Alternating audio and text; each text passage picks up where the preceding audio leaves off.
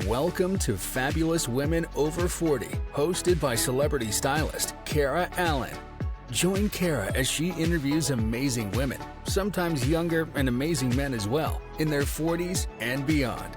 Here's Kara with our Fabulous Woman of the Day.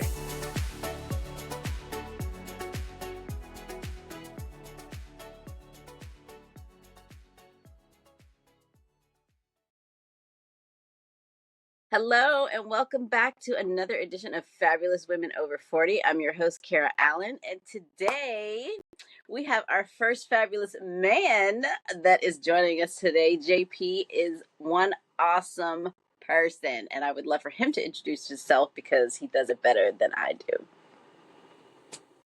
Kara, thank you so much for having me on here. I feel privileged to be the first man on your podcast.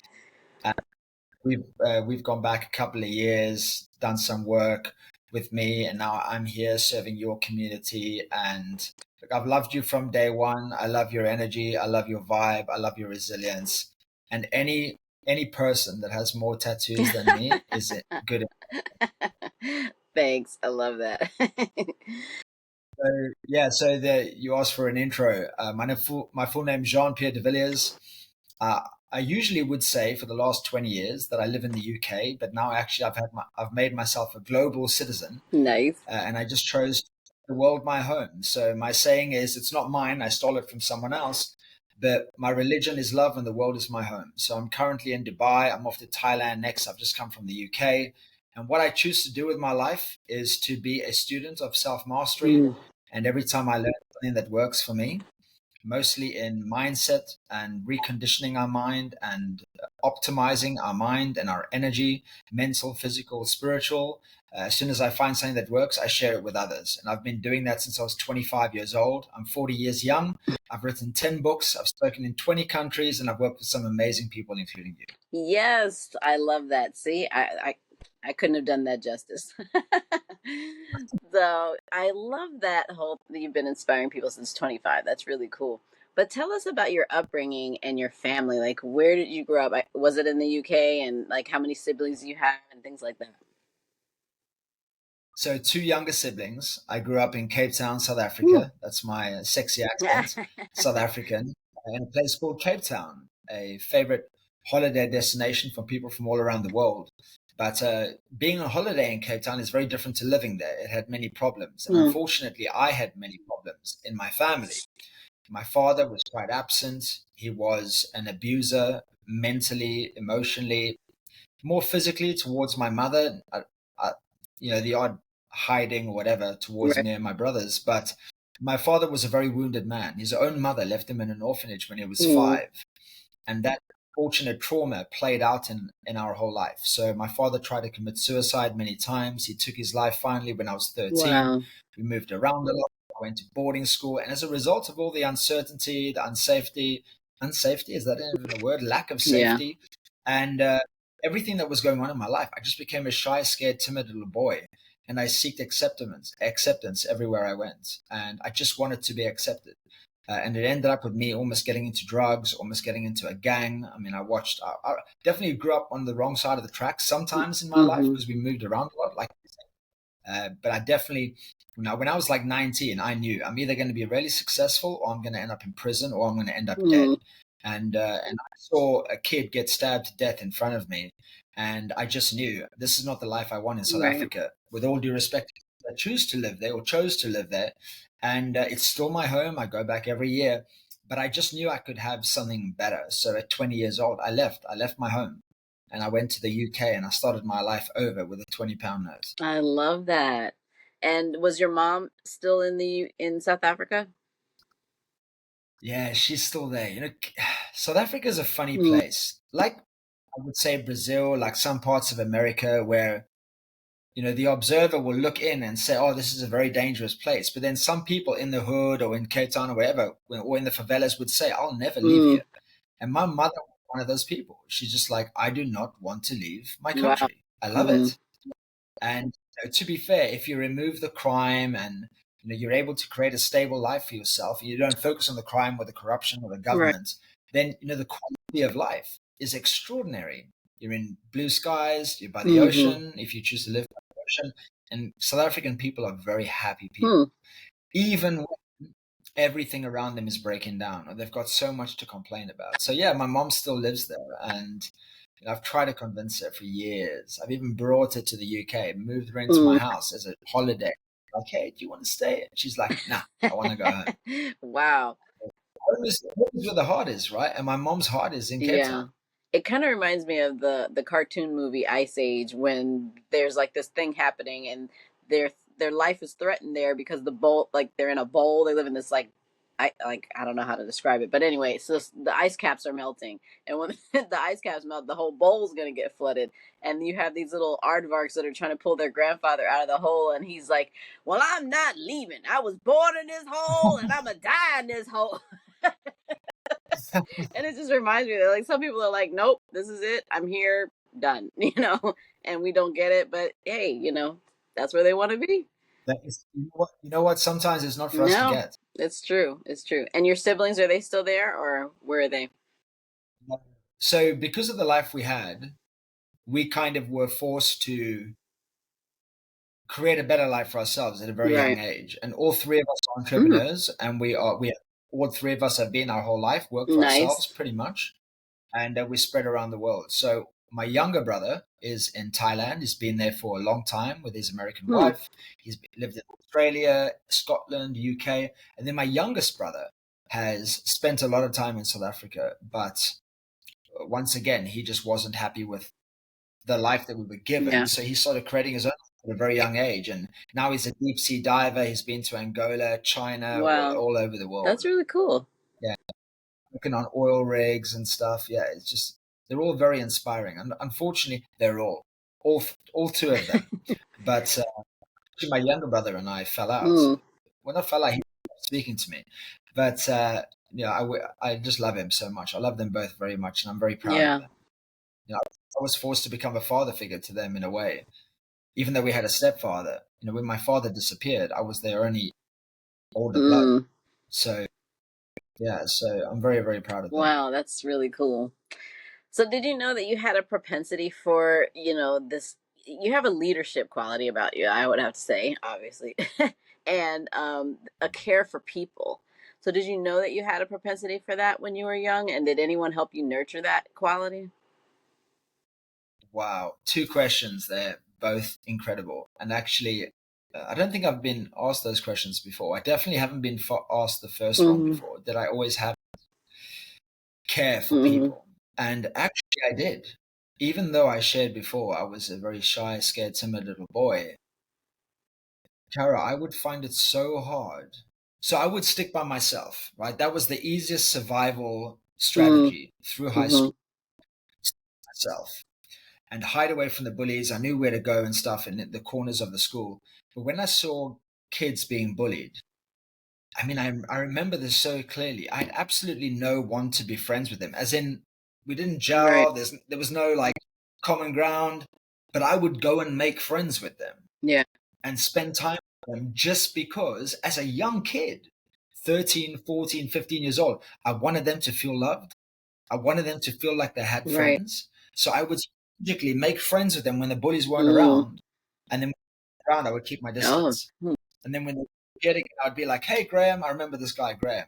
He just picked on so much. And I would, go look after him again. And the first time I ever consciously cared about someone, as in like did an act of Mm-hmm. kindness, I was 6 years old. And there was obviously South Africa, we had apartheid and we had black and white, and we were very, very poor. It was that year that my mother was later to sit us down and say, you're going to have to go to foster Mm-hmm. care. Luckily, my stepfather, to be my stepfather just after that. But my mum sat us down and said, I can't afford to look after you anymore. Mm. And my mom was like, taking chocolates door to door and selling molded chocolates on sticks to put food on the table. Things were Yeah. rough. But even when things were really rough, I remember one day walking home from school. It wasn't a long walk, maybe 1 kilometer, one road. But on the way home, on the right hand side, was an empty, what would you call it in America? A lot, Mm. a plot, Yeah. whatever, plot of Mm-hmm. land. And in the of this land was a pile of cardboard boxes where this old African man used to live. He was so old that he had arthritis in his hands, his fingers couldn't straighten, he was a little bit blind and disheveled and just really in a bad state. And this particular day, I remember not eating my lunch because the lunch we had was so terrible because it was like the cheapest white bread with the cheapest luminous red strawberry jam on, wrapped in tin. And I didn't eat it at school, but I had it in my backpack and I walked home past this guy and I just saw him sitting on the pavement. And I sat down next to him on the right-hand side, put my bum on the pavement and looked over to my left, and I gave him my sandwich. And we never exchanged words that day. To this day, I still don't know whether he could even speak. But I remember him with his broken hands opening that tinfoil, and as the strawberry jam, like, you know, two pieces of bread slid off each other, he tried to keep it together and just eat the sandwich. And I sat there, little boy, almost going to foster care, with a rope around my neck and a key on the rope because my mom wasn't and she was always trying to help us survive. And I remember my first really grateful experience in my life as a result of giving to others. And we just sat there together whilst he ate the sandwich. And I haven't told this story in a while, probably 2 or 3 years. I really, really, really love sharing this story. So thank you so much for the question. Yeah, I think that's really cool because I think our gifts show up early, even if we don't know that it's a gift at the time. And it's usually born out of some, out of the experiences that we've had, right? Like how we've been treated or how we perceive that we've been treated. Because sometimes, you know, we're dramatic as children, and then, you know, it is what it is. But yeah, I think that's really amazing, and that definitely has it's a transferable thing that's very, it transfers to everybody around you, if that makes sense. I felt that from you early on, so it's really cool to hear how that came about. So, let's see. And I think that's important to remember those things, you know, like, Yeah. you asked a really powerful question. Whatever it is that you're doing in your life, or wherever it drives that, where did that start? It's a great reminder for people, especially if they're feeling lost. Because sometimes we get so lost in the vehicle of what we do, start as coaching business, whatever business, forgetting the big why we do what we do. So thank you for asking that question. Well, thanks for having a great answer. So what would you tell if you had a time machine and you could go back to any point in your life? What would you tell your younger self? Is there something you would change, or something you would be like, this is what I know now that would help you grow better through your challenging times, or something like that? There is no way that I can give only one answer for this. This trumps every other moment in my life. But the first that came to my mind or heart or whatever was when I must have been around 8 or 9. I remembered something for many, many years. And, you know, it really scarred me for a few years. I've let go of it now, but it really scarred me for quite a few years. My father had us for the weekend or a week, whatever, when he decided to show up, and he took us to Namibia, a country bordering South Africa, where we grew up for the first years of our life. And my father was a hedonist and a party boy, and anyway, he was meant to have us that time. He took us on a road trip, but when we got there, we stayed at his friend's house, and this particular night he wanted to go out clubbing. And he said to me, 8-year-old kid, to look after Andre, 6 years old, and Sean, maybe 2 or 3 years old. And he said, I'm going out, look after your brothers, and if anything happens, call this number. And I didn't know it was the police. All I know was my father was out clubbing in a nightclub, getting drunk, etc. And I got scared. I thought someone was coming in the house. I called the number. I called the police. And where we grew up, where he took us back to, was a tiny, tiny little town. And they knew my dad. They went to the club. They dragged him out of the club, and they told him to come home. My father beat the living shit out of me. And he woke me up by picking me up off the floor by Oh, my wow. ear, and I'll never 40 years old, and I can still remember as I grabbed his forearm, I can still feel the coarseness of his hair, the heat on his skin, and he fucking went, oh, excuse my language, he went, "Arr!" He shouted at me in the most horrible, horrible Right. way. What would I do? If I could go back and change something, it would be to tell myself then, this has nothing to do with you. Everything to do with the fact that Dad is very, very wounded. Yes. And don't take this personally. Because I learned many, many, many years later in my life that no one is born a bad Right. person. Not one. And that all the ways we act out is a result of things that have happened to us in our life. And I didn't have that Right. understanding. I created an identity, or a belief at least, that no matter what I do, I can never get anything right. I did exactly what I was Right. told, and I got punished for it. Even into my 30s, I still carried that Wow. belief. Until when in my early 30s, my mother said, I feel like I need to share something with you, JP. I said, what do you mean? She goes, I don't think you know this, but she said when your father was 5 years old, his mother remarried and wanted to leave the country, but his real father wouldn't let her take him. So she dumped him in a bloody orphanage. Wow.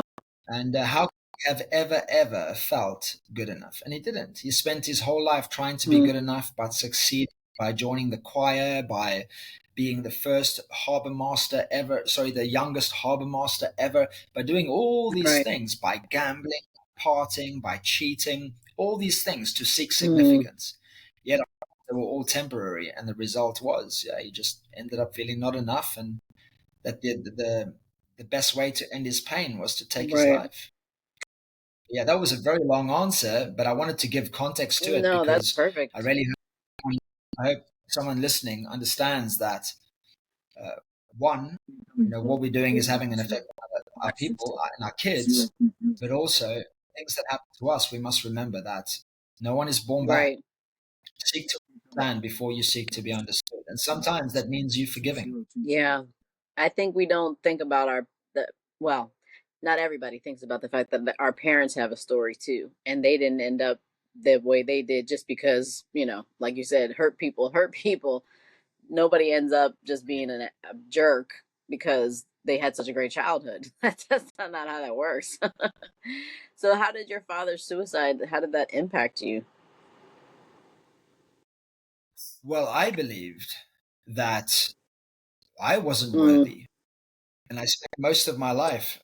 It's nighttime here. I'm tired. You're I'm not good. crying. I spent most of my life trying to prove less to other people, but more to myself that I was worth something. And look, that drove me for a long Right. time. But there was a time in my life where I had to say, "Okay, JP, time to put the brakes on. You've proved your worth now." And actually, I have a tattoo on my chest that says, "You've exceeded what was expected." And I believe that's a message from my father to say, "It's okay, boy. You've done me good. Right. My life wasn't a fake because I gave birth to you, and look what you've gone on to do in the world." But for a long, long time, I had what's called a shame existence bind, where we are binded to this idea that we don't deserve to be alive. Because how could I feel enough if I had so much missing in my Right. life? Security, safety, stability, certainty, money. And then my parent willingly chooses to abandon me. So, yeah, I know a lot of worse things have happened to people in their life, but yeah, that was hard for Yeah. me. And I imagine it was hard for my brothers too, but they were a little bit too Yeah. young. Yeah, it's impactful. We had a friend of ours in high school kill himself while he was at school, in the middle of school, and that was just Oh, unreal. So I don't know that people really understand. They just want to end their pain, but they don't understand how it impacts everybody else that gets left behind too, and that's not in their space. So yeah, it's a whole thing. So with the tattoos, what do you feel like? What are you, just an artistic person, or with your tattoos, did that become an expression of things that you couldn't talk about, or weren't able to articulate? Yeah, no, definitely the former. I've only done a lot of spiritual work in my Mm-hmm. 30s. And, and I think having done a lot of spiritual work in the last few years, I'm understanding about past lives. And, I believe I was, because it makes sense to me now, that I was a tribe's chief or a Mm. warrior of some kind, because all of my life, I've always had a warrior Nice. mentality, number one. Yeah. But number two, like I'm a fighter, right? I've been a professional fighter. I'm covered in tattoos, all these things. But from a young age, I was always fascinated with Mm. tattoos and piercing. Okay. I mean, I have the tongue, the eyebrow. I pierced both my ears with a needle when I was like 16. But I hid it from everyone, and I never harmed. I never Okay. self-harmed. To be clear, with everyone listening, I enjoyed the experience. It was like a ritual for me at a very young Mm-hmm. age, marking myself. And when I was 13 years old, because I told you I grew up with some of the wrong Right. people, I found out how to make tattoos in prison. So I thought, hey, I know how to do that. I can use a needle, a lighter, some black rubber, and turn the ash into ink. And anyway, and I made my own Wow. tattoo when I was probably around 13 years old. And it's just in a place by my hip that was never for anyone else. It was for me. I needed to start having this practice in my Nice. life, and I just never stopped. Never stopped. I started at 13, and I've kept going at 40, and I feel like I'm only getting started. That's But every tattoo has a mm-hmm. story. I had a near-death accident, very very near-death accident, when I was 37, so 3 years ago, almost Mm. exactly. And I had that, and it was a spiritual awakening, like moments of trauma are for a lot of Right. people, whether it's viewing death or being a part of death or anything that you feel is traumatic. That can be an awakening for you. And Kara, it was awakening Yeah. for me. It helped me realize that life is so Yes. temporary. So what are you going to stand for while you're Mm-hmm. here? And there was a lot of truth that was in me that I wasn't expressing in the world as a speaker and a Mm. coach. But the more meditation I did, the more plant medicine I did, the more I got into the deep, deep inner work, hence the third eye, the more powerful my voice Mm. became, and the more I was committed to speaking my Right. truth from a place of love. And this is what all these tattoos mean. And all my tattoos have meaning like that. On my knuckles here, it says WYNM, which is what's your next move. That's for people to stop complaining. No one cares about what you did yesterday. Don't be a one-hit wonder. Start again today. Make your next move. This says LW, sorry, LWNR, which is live with no Yes. regret. And it's got some like super spiritual. Yeah, this is just to connect me to my Right. spirituality and my meditation and stuff. But yeah, they all have meanings. And this is just because I'm all Yeah. about love. That's it. Yeah, because For those that are listening, pointing to my I throat. get a lot of people that ask the same thing, like, do they all have meaning? And I'm thinking, like, I wouldn't put it on my body if it didn't have a meaning. I'm not just getting Tweety Bird over here because of, whatever. No, we're not doing that.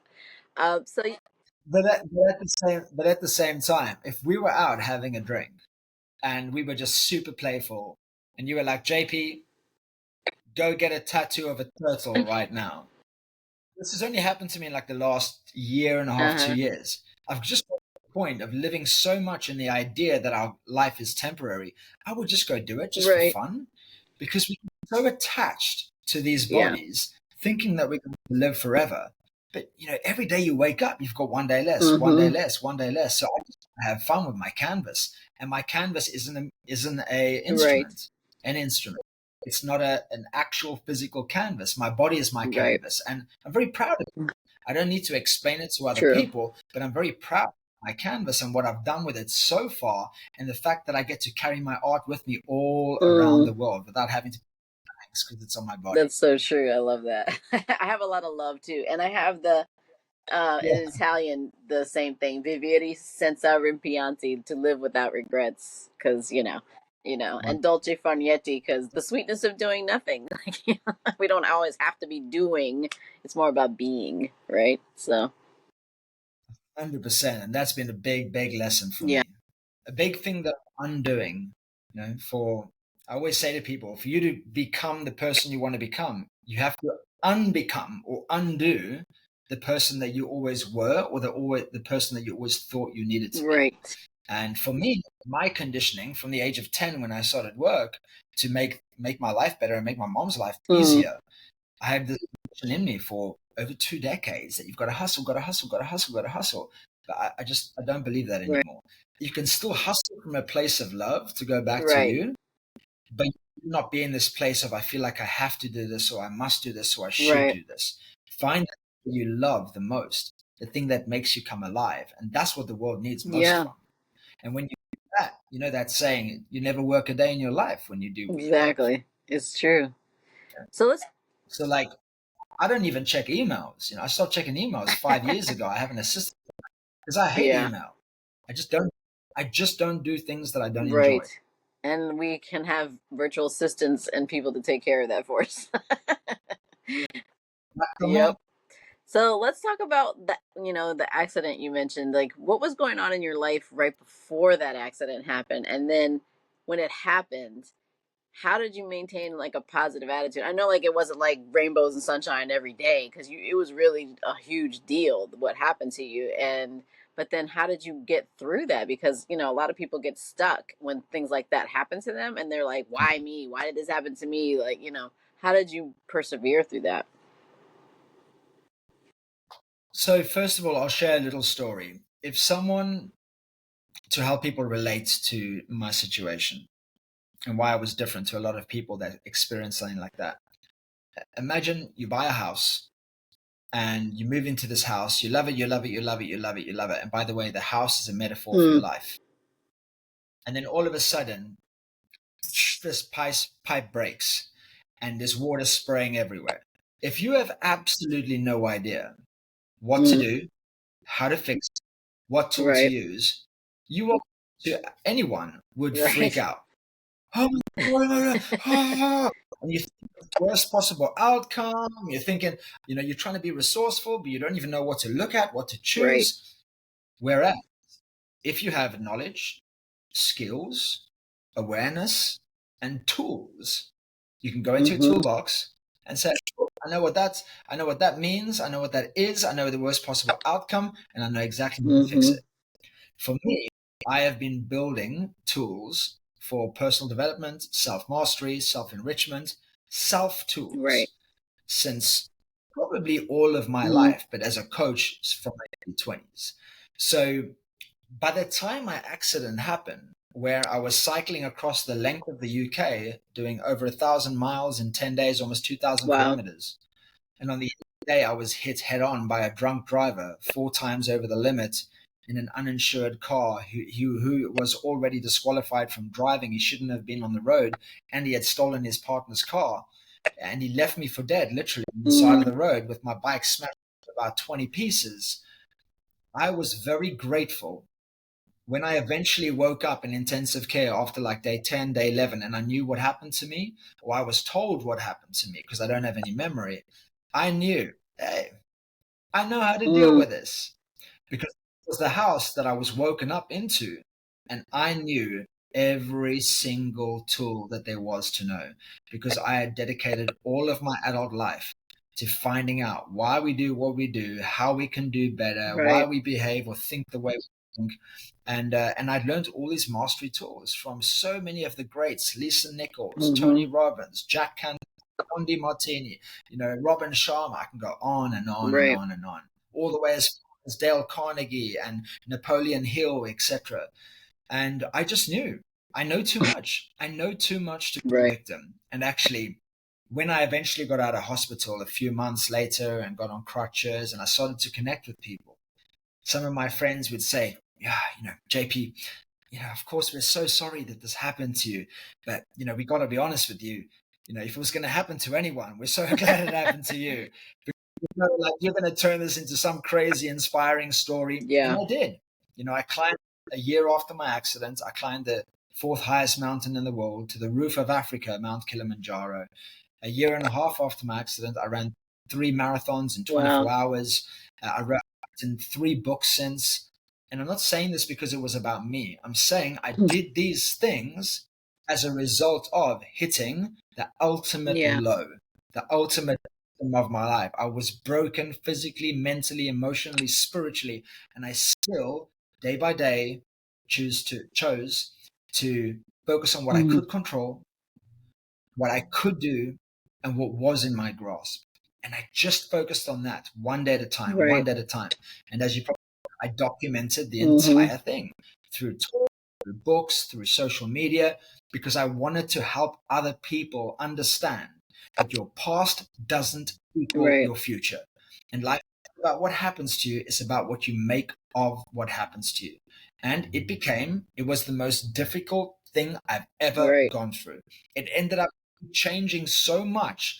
My amazing marriage with my beautiful wife, Jules, fell apart. And we're separated now. But it was also the best thing that ever happened to me.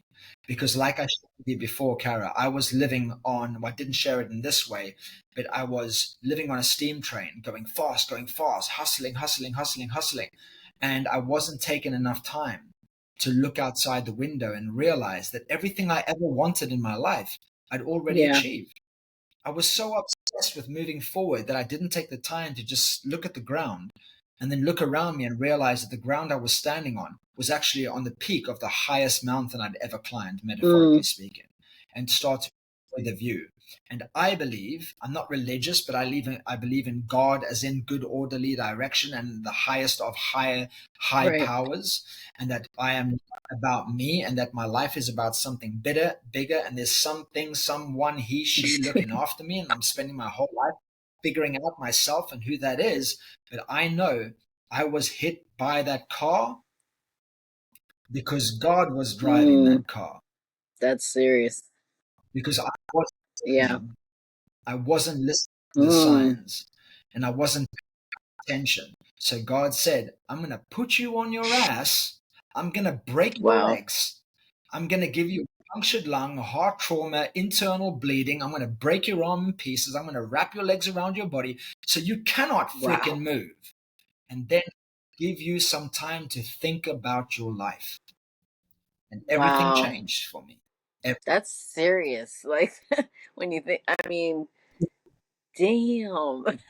You know what I mean? Like, that makes so much sense. And I've heard other people talk about that similar stories before, because when we're so focused on, we just got to make it, we got to hustle, we got to do this, you're not taking the time to just enjoy breathing, like being able to get up and walk around on your own two legs and not have to pee in a bag. Or, you ask the person in a wheelchair, how did you did you appreciate your legs? I mean, would you appreciate walking now? You know what I mean? Like, we don't think about those things, the very simple things of just breathing on your own, right? Because with a punctured lung, I can't even imagine what that's like. It's probably painful. Each breath is painful at that point.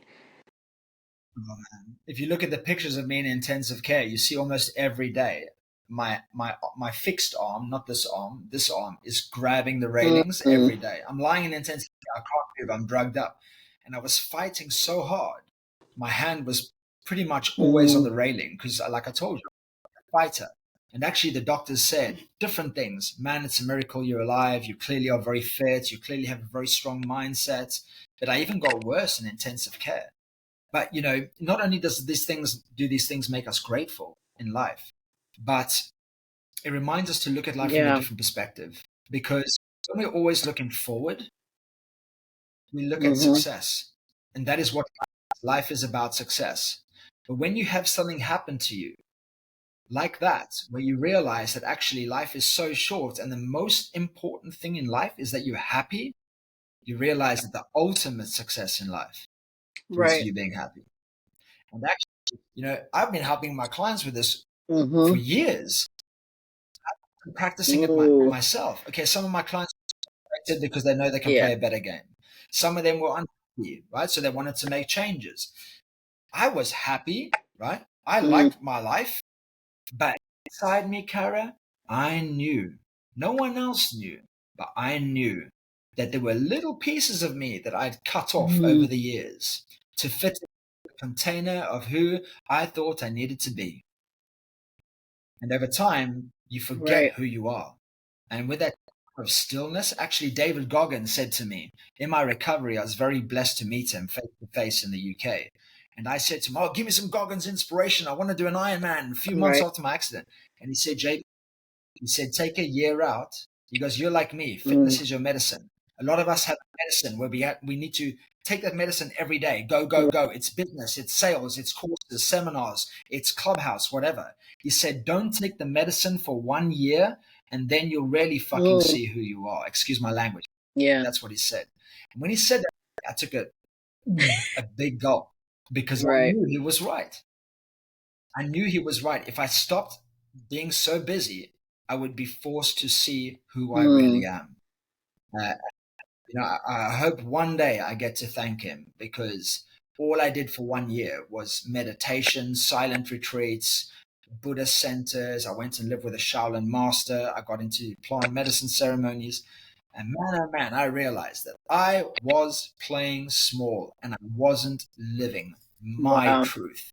I was living truth that fitted into society, that got the approval of the people around me, that painted a nice, pretty picture of who JP is in a way that I can love myself, but you can Yeah. love me too. But after that time alone, I just realized, enough, enough. I'm going to go all out and be the best me that I can be. And that has been challenging because, like I said before, you then, when you know who you want to be, you have to undo everything that you thought you were. And that that is True. courageous work. Most people know what they want, but they're not willing to undo the relationships, the business, the vehicle that they've been in, whether it's a program, a course, a role, whatever. So they Yeah. just stay where they are. And it's courage. If I Right. can do it, you can do it. As in people. That's really amazing. So, what legacy do you want to leave the world when you're gone, and you transition to that whatever the next place is? What do you want people to remember about you, and what do you want to leave like behind? What thought process, or what big thing? there there is a Japanese exercise called ikigai. It's for Mm-hmm. finding your passion in life or your purpose. And ikigai, I think the translation is your reason for being. And when you do this exercise, you end up with one word in the center. And this is your ikigai. This is your reason for being, your purpose. And you write it as a doing word, as an action word. And my reason for being is Mm. to inspire. I want to live a life where I inspire myself. And if I find areas in my life where I am not inspiring, Right. I want to change that. And then as a result of that, I want to inspire other people. So the legacy that I want to have, as Lisa Nichols would say, what I want my dash to stand for on my gravestone between my birthday and my death date is JP was an Mm. inspiration. Not that I was perfect, not that I was successful, but I want people to think about my life and I want them to literally inspire, as in take a deep breath in and say, man, he was a good egg. He was a good guy. And I don't care about being presented a certain way. If I'm known as the most fucked up guy, excuse my language, I'm known as the most messed up guy that Right. still never gave up, then Yeah. that's going to help some people. Truly.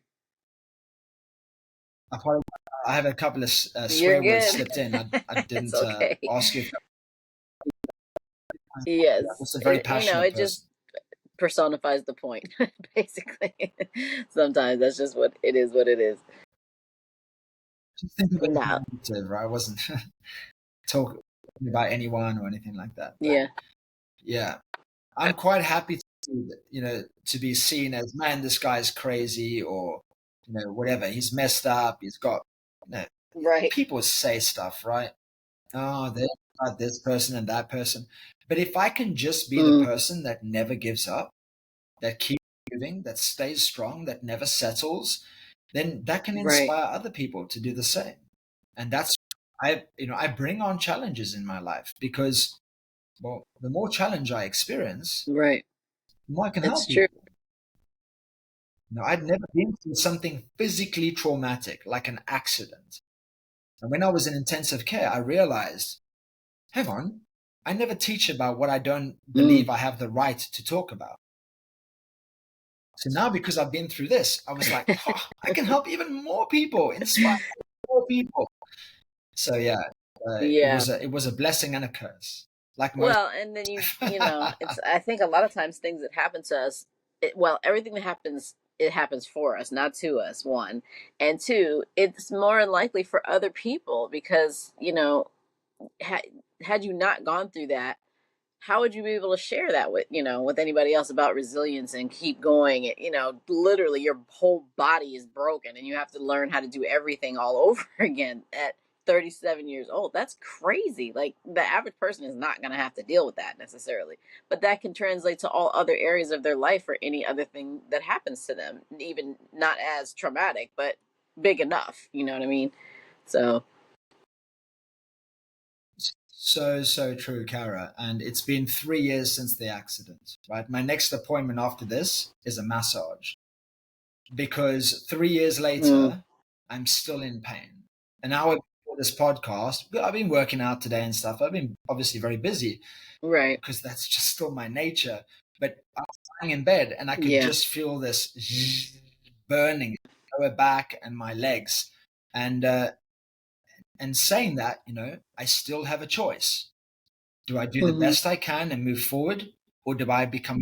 Right. And I refuse to be a victim. I will push myself to the edge of myself. Sometimes I'll fail. To be honest, a lot of the times I fail. But every time we push ourselves to the edge, we gain a new perspective, we learn something. And then we get a little bit more courageous to do it a little bit Yeah. more, a little bit more, a little bit more. And then as long as you keep stepping to the edge over and over and over again, eventually, if you actually think about a literal edge, eventually Yeah. you become not afraid. And when you become not afraid, Right.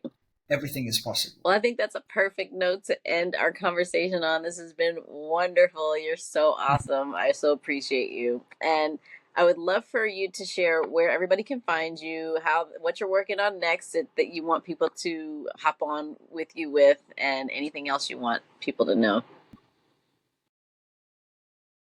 Well, again, thank you so much for having me. I love and appreciate you. It's so great to see you doing amazing things in the world. And if people want to connect with me or if you want to learn more about me, you can find my books on Amazon. If you just type my full name into Amazon, you'll find a few of my books there. Some of them are self-published off Amazon. But let's say the best ones are on Amazon. Number two, I have a coaching mastermind where I meet people the last Friday of every month on Zoom for 2 hours. It's called Live 100. It is for people that are totally committed and willing to be told the truth and held accountable to living in their values, as in their best life, living on their terms. And yeah, you can just find that on my social links, and the social link I'll share is Instagram.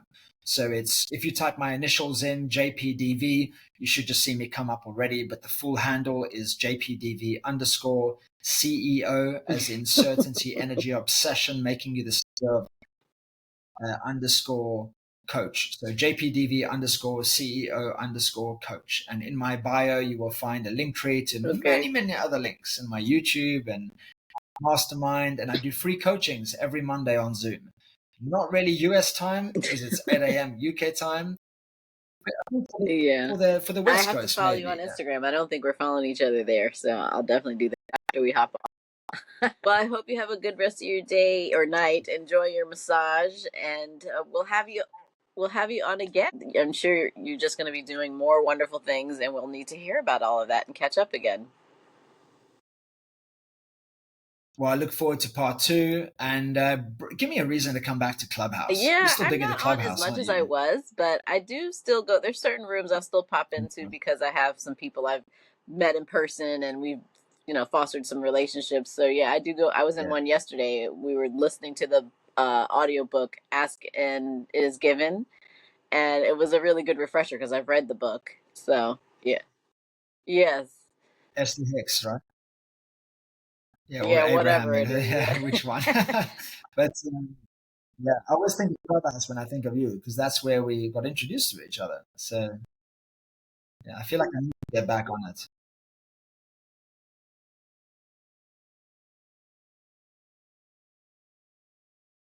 Let's see.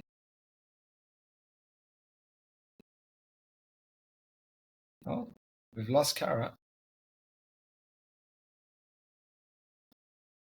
Let me just wait, just in case.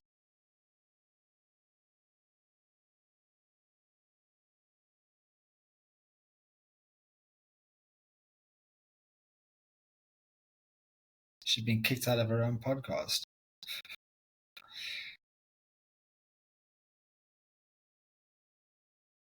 All right, I don't know if we're still recording this, but in case we are, I don't know what happened there. Kara, thanks for having me. Thanks everyone for listening. Peace and love.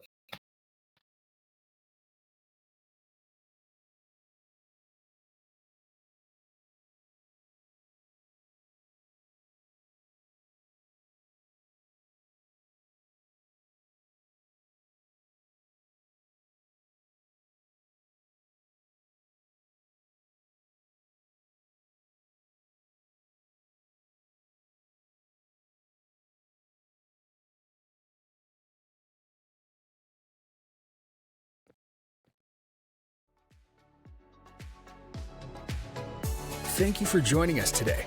Please subscribe so you won't miss our next conscious conversation with Kara and her fabulous guests. Follow Kara on social, on Instagram, Twitter, Pinterest, Clubhouse, at Kara Allan, and connect with her on her website at karaallan.com. Also, leave a review if you enjoyed the conversation. Thanks again, and see you next time.